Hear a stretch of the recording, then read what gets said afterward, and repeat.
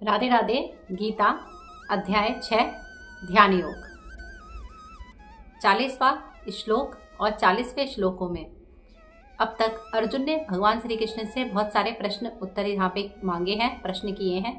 भगवान श्री कृष्ण अब यहाँ पे अर्जुन के प्रश्न का उत्तर देते हैं। जब वो पूछ रहे हैं अर्जुन की असफल योगी का क्या होता है, तो भगवान यहाँ पे उसको कहते हैं, हे पुत्र, जो असफल योगी होते हैं वो वास्तविक रूप में जो दृष्टि पे असफल होते हैं, लेकिन उनका ना तो इस लोक में और ना ही परलोक में उनका कोई भी विनाश नहीं होता है, क्योंकि जो बुराई होती है उसकी अच्छाई पर कभी भी जीत नहीं हो सकती है। अच्छाई की ही हमेशा जीत होती है। वो ना इस लोक में ना परलोक में कभी भी उनका विनाश नहीं होता। योगी चाहे असफल भी हो गया हो, लेकिन तो भी उनका विनाश नहीं होता। 40वें श्लोक में भगवान यही बताते हैं। 41वें श्लोक में भगवान इसी बात को आगे बढ़ाते हुए बताते हैं कि ऐसे व्यक्ति इस लोक में और परलोक में तो असफल नहीं होते हैं, उल्टा वो सदाचारी जो लोग होते हैं उनके घर में ही उनका जन्म होता है। अगर वो दूसरा जन्म भी पाते हैं इस लोक में तो सदाचारी लोगों के घर में ही पाते हैं। और उस लोक में, यानी मरने के पश्चात की बात हो रही है, कि उस लोक में भी पवित्र आत्माओं के साथ ही वो रहते हैं। और बाद में उनका जब जन्म होता है तो भी सदाचारी और योगियों के घर में ही उनका जन्म होता है। तो भगवान की दृष्टि में असफल योगी का भगवान ने मतलब ये समझाया है। 42वें श्लोक में वह ऐसे योगियों के घरों में जन्म लेते हैं कि उनके यहाँ पर जन्म लेना बहुत ही दुर्लभ है। बहुत ही बुद्धिमान लोगों के घर पे और संपन्न लोगों के घर पे उनका जन्म होता है। इस तरह की श्रेणियों में आते हैं वो। तो 42वें श्लोक में भी भगवान इसी बात को बता रहे हैं, मतलब महत्ता बता रहे हैं कि अगर आप असफल भी मानते हैं, अगर वो निरंतर उन्होंने एक लंबे समय तक योग किया है और वो किसी कारणवश असफल हो गए हैं, उन्हें योग सिद्धियां प्राप्त नहीं हुई हैं, वो उनका ध्यान भटक गया, तो भी उनका कोई बुरा नहीं होता, अहित नहीं होता। उस लोक में भी वो अपनी उस बात को कंटिन्यू रख सकते हैं। कहने का मतलब है परलोक जाने के बाद भी वो पवित्र आत्माओं में विचरण करते हैं। और इस लोक में भी जब उनका जन्म होता है तो ऐसे ही घरानों में होता है, ऐसे ही लोगों के बीच होता है जो बुद्धिमान हो, जो संपन्न हो। 43वें और 44वें श्लोक में भगवान बताते हैं कि अपने पूर्व जन्म की वजह से कहीं ना कहीं उस चेतना का अंश उनके अंदर होता ही है और उसी चीज़ को वो लोग कंटिन्यू करते हैं। मतलब अपनी पूर्व जन्म की जो चेतना होती है उसे ही वो लोग वापस से जागृत करते हैं और उससे आगे का जो सफ़र होता है उसी मार्ग पर वो आगे बढ़ते हैं और अनुष्ठानों की ओर, वापस से सिद्धि की ओर, योग की ओर, शास्त्र की ओर, कहने का मतलब है योग की ओर, वो वापस से अपनी जो यात्रा है जो उनकी पिछले जन्म में कहीं छूट गई थी उसे वो वापस से शुरू करते हैं। तो ये ठीक वैसा ही है जैसा कहीं पे किसी का काम कोई अधूरा छूट गया हो और वापस से वो उसी जगह से उसे दोबारा से शुरुआत करे।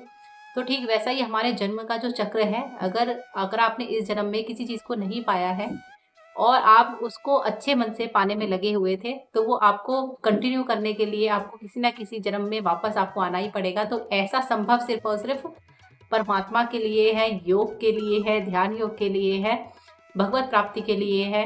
बहुत सारे घरानों में या घरों में या फिर बहुत सारे लोगों के यहाँ पे हमने देखा है, ऐसे बच्चे होते हैं बचपन से ही उनके अंदर उनका जो व्यक्तित्व है वो झलकता है कि भाई ये तो कुछ ना कुछ योग सिद्धि टाइप का है, शायद इसके पिछले जन्म का कुछ है जो छूट गया है। अच्छा, बहुत अच्छे घरानों के भी मैंने लोग देखे हैं कि वो साधु संत की सेवा की ओर या फिर योग की ओर जाते हैं।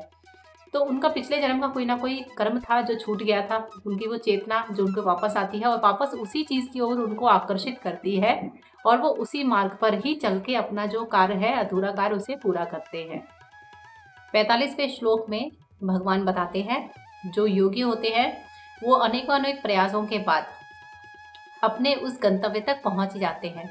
सब तरह के कल्मशों से दूर होकर, सब तरह की चिंताओं से दूर हटकर वापस से योग में आके वो अपने जब तक अपने गंतव्य ना पहुंचे तब तक उनका ये जो निरंतर प्रयास जो है वो चलता रहता है। ज़रूरी नहीं है कि ये दूसरे जन्म में ही उनका पूर्ण हो जाए, हो सकता है उनके लिए उन्होंने बार बार जन्म लिया हो।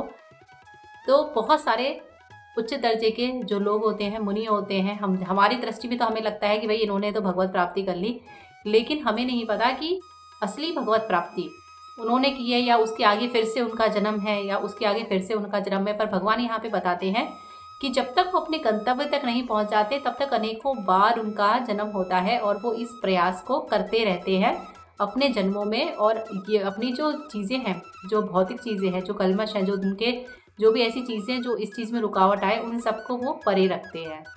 46वें श्लोक में भगवान श्री कृष्ण बताते हैं कि एक योगी पुरुष तपस्वी से, ज्ञानी से, सकाम कर्मी से बढ़कर होता है। तो अर्जुन को कहते हैं कि हे अर्जुन, तुम ऐसे ही योगी पुरुष बनो। असल में ये भगवान बातें हमारे लिए कह रहे हैं कि योगी पुरुष बनना कितना आवश्यक है, योग में रहना कितना आवश्यक है। एक योगी पुरुष तपस्वी से भी बढ़कर होता है, सकाम कर्मी से भी बढ़कर होता है, ज्ञानी व्यक्ति से भी बढ़कर होता है। तो किसी ज्ञानी को हम लोग योगी नहीं कह सकते हैं। योगी में व्यक्ति तो अलग ही होता है, वो इन सब से बढ़कर होता है। इन सब के अलग अलग प्रकार हैं। तपस्या उसका अलग चरण है, ज्ञान उसका अलग चरण है, सकाम कर्मी उसका अलग चरण है। इन सब से ऊपर उठकर ही वो योगी बनता है। तो युद्ध के इस दौरान में भी भगवान अर्जुन को ये सारी बातें बता रहे हैं, याद करवा रहे हैं उन्हें कि तुम इनसे भी ऊपर उठकर योगी बनो। तो ऐसे ही योगी बनने की भगवान हम सबको भी प्रेरणा देते हैं हमारे खुद के जन्म में। इस अध्याय के अंतिम और 47वें श्लोक में भगवान बताते हैं कि अंततः योगी व्यक्ति जो होता है वो अंततः भगवान के बारे में ही विचार रखता है और प्रेम भक्ति से भगवान को जीत लेता है, भगवान को पा लेता है और भगवान के परायण हो जाता है। और ऐसा व्यक्ति ही भगवान को अत्यंत प्रिय होता है। ऐसा भक्त, ऐसा व्यक्ति, ऐसा योगी, और भगवान के अनुसार ऐसा व्यक्ति सबों में सर्वोच्च पद पर है। भगवान के लिए कौन सर्वोच्च है? जो प्रेम भक्ति से भगवान को प्रसन्न करे। इसीलिए जितने भी साधु संत होते हैं, जितने भी तपस्वी होते हैं, वो हमें शॉर्टकट ही बताते हैं। कितने सारे साधु संत होते हैं, कहते हैं कि आप प्रेम से भगवान को जीत लो, भगवान का भजन करो, भगवान का नाम स्मरण करो।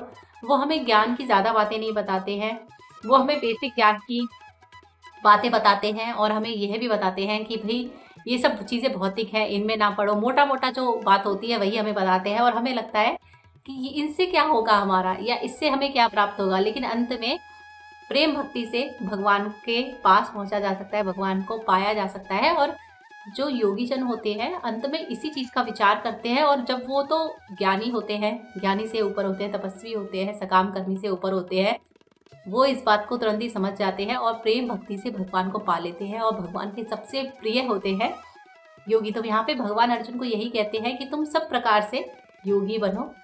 तो इसी पूरे अध्याय में ध्यान योग में का सार यही है कि भगवान हमें बताते हैं कि ध्यान योग हमारे लिए कितना ज़रूरी है, किस तरह की क्रिया ध्यान योग की होनी चाहिए। अगर आप मेरी वीडियो में यहाँ तक अभी बने हुए हैं तो इसी अध्याय के बाकी के शुरू के सारे श्लोकों को अवश्य सुने। उसमें योग की प्रक्रिया भी बताई गई है कि किस तरह से आपको बैठना है, किस चीज़ में आपको ध्यान लगाना है, साथ में किस तरह से आपको एकाग्र रहना है। अगर आपको मेरी वीडियो अच्छी लगती है, वीडियो को लाइक करें, चैनल को सब्सक्राइब करें। बहुत अच्छी अच्छी वीडियो मैंने इस चैनल पे अपलोड की हैं, जाके ज़रूर देखें। आम बोलचाल की भाषा में हम लोग गीता को समझ रहे हैं। गीता हम सभी के जीवन के लिए बहुत आवश्यक है। गीता पढ़ने और समझने के बाद आपको एहसास होगा काश आपने इसको पहले क्यों नहीं पढ़ा। मैंने भी तकरीबन अपने उम्र के 19-20 साल की उम्र में मैंने गीता पढ़ी थी। उसके बाद मैंने कंटिन्यूस बहुत बार गीता पढ़ी है और हर बार पढ़ने के बाद मुझे लगता है गीता में सब कुछ वो लिखा हुआ है जो हमारे जीवन में होता है या जो बाद में हम कभी महसूस करते हैं। गीता अवश्य सुने, अवश्य पढ़ें। और बहुत आम बोलचाल की सरल भाषा में हम यहाँ पे गीता सुना रहे हैं, सुन रहे हैं। वीडियो देखने के लिए धन्यवाद। राधे राधे।